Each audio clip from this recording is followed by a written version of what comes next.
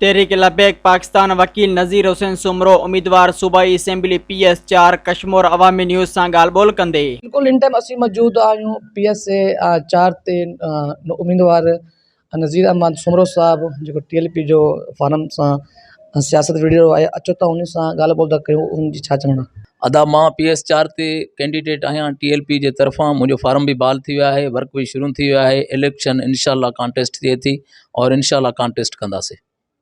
जेको TLP आहे असांजे कश्मीर जी आवाम खे ॿुधायो TLP जो मक़सदु छा आहे, उनजो जेको पार्टी जो मंशूर छा आहे, जमहूरियत उहो छा चवे थो, उन वजह सां असांखे कश्मीर जे नाज़रीन खे तव्हां ॿुधायो। तव्हांजो मुक़ाबिलो जेको थिए थो PS4 ते, जिन में मंज़ूर ख़ान ॿिया बि जेका आहिनि जो सियासियूं जेका इहो मीर ग़ालिब हुसैन बि आहे, छा उन्हनि जे पारां तव्हां कोई दावत ॾिनो हुयो या तव्हां थ्रू पंहिंजे पार्टी थ्रू उन्हनि सां विढ़ो था? सब खां पहिरियों त TLP तरफ़ां जेका मां टिकट मूंखे मिली आहे तहरीक लबैक या रसूलुल्लाह सल्लल्लाहु अलैहि वसल्लम जे, असां इन ते कॉन्टेस्ट बिल्कुलु करूं था। मां जेको आहे तहरीक लबैक जे तरफ़ां जेका बि मुंहिंजा दोस्त आहिनि, तहरीक जा नुमाइंदा आहिनि, असां पूरे पाकिस्तान लेवल ते कॉन्टेस्ट करूं था। हिते बि मां कॉन्टेस्ट करां थो, 5 ते बि असांजा दोस्त आहिनि तहरीक जा, उहे कॉन्टेस्ट करनि था, 6 ते बि, उनखां पोइ इन ते बि दोस्त जेका पहिरियों आहिनि। असांजी तहरीक जो इहो आहे, सभ खां पहिरियों असांजो 25 नुकाती प्रोग्राम आहे, जेको उन में सभ खां पहिरियों आहे इस्लाम, अमन, दीन और उनखां पोइ आवाम जा भलाई जा कम जेका बि आहिनि। इस्लाम आहे त हर शइ आहे, उन सां गॾु तरक़ियाती कम जेका आहिनि, तालीम, रोड, रस्ता, सभ खां पहिरियों जेको असांजो कश्मीर ज़िले जो आहे अमन अमान आहे, सभु कुझु आहे। तो असांजी तरफ़ां जॾहिं इंशाअल्लाह ताला मां कॉन्टेस्ट करां थो, इलेक्शन अल्लाह चाहियो, अल्लाह जे हबीब चाहियो, मां जॾहिं इलेक्शन खटे करायमि त इंशाअल्लाह ताला सभ खां पहिरियों मुंहिंजो इहो ई तर्जीह आहे, अमन हुजे, इस्लाम हुजे, हर माण्हू खे जेको आहे न पंहिंजा हक़ मिलनि, रोड रस्ता जेका आहिनि, तालीम आहे, उहो थियणु खपे था।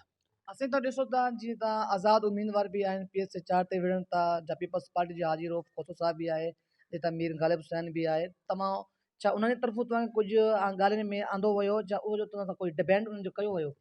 अदा मुंहिंजा मां पार्टी टिकट ते आयो आहियां, जेको मूंखे पार्टी हुकुम कंदी मां उन जे हिसाब सां बिल्कुलु पार्टी जे तरफ़ां असांखे जेको आहे न कॉन्टेस्ट जे लाइ चयो आहे, असां बिल्कुलु कॉन्टेस्ट करूं था।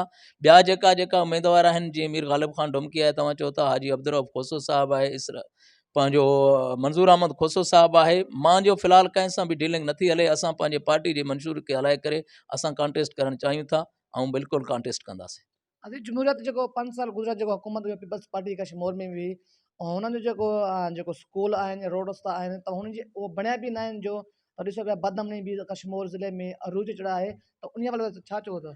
अदा मुंहिंजा इहो तव्हांजे साम्हूं आहे त जेका बि पहिरियों जेके हुकूमत आहिनि, पीपल्स पार्टी जी केतिरनि सालनि खां वठी हुकूमत आहे, तव्हांजे असांजे सभिनि जे साम्हूं आहे कहिड़ा कम थिया आहिनि। अदा मुंहिंजा को बि कम न थिया आहिनि न। ऐं सभ खां वॾी ॻाल्हि आहे त जेको हिते लॉ एंड ऑर्डर जी सिचुएशन आहे, जेको असांजे कश्मीर ज़िले में तालके में बदनामी केतिरी चुके बदनज़मी थी चुकी आहे। हर रोज़ माण्हू अगवा थियनि था, हर रोज़ माण्हू धरना लॻा पिया आहिनि, कोई बि कमु तरक़ियाती कोन थिया आहिनि। अदा बाक़ी इहो आहे, असांजी इहो मंशूर आहे, मां कंहिं ते बि तनक़ीद करणु नथो चाहियां। जी बिल्कुलु दोस्तों, तव्हांजी जो ॻाल्हियूं ॿुधियूं TL पाकिस्तान सां उम्मीदवार PS4 ते नज़ीर अहमद सुमरो साहब जी, चयो 8 फरवरी ते कराइनि ते ठपो ॾे पंहिंजो सबूत पेश कंदा। कैमरामैन काशिम मज़ारी सां गॾु मलिक बरकत अली, अवामी न्यूज़ कश्मीर। मज़ीद ख़बरनि ऐं तफ़सीलात लाइ विज़िट कयो असांजी वेबसाइट www.awamiNewsHD.com ऐं ॾिसंदा रहो अवामी न्यूज़ HD।